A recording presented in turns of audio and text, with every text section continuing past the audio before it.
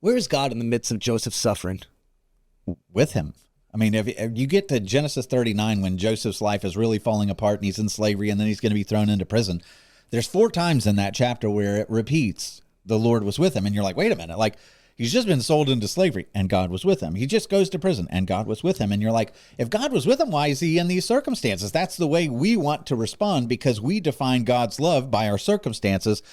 And the Bible's like, no, it's trying to disabuse you of that notion. No, God's favor toward you has nothing to do with your circumstances. In fact, God might be using circumstances of suffering ultimately to accomplish something that's going to lead to the salvation of others, which is exactly what happens in the story of Joseph. It's exactly what happens in the story of Jesus and Moses and so many other characters that are called to take up their cross daily, to die to this life, to endure suffering, to enter into other people's sufferings. Why?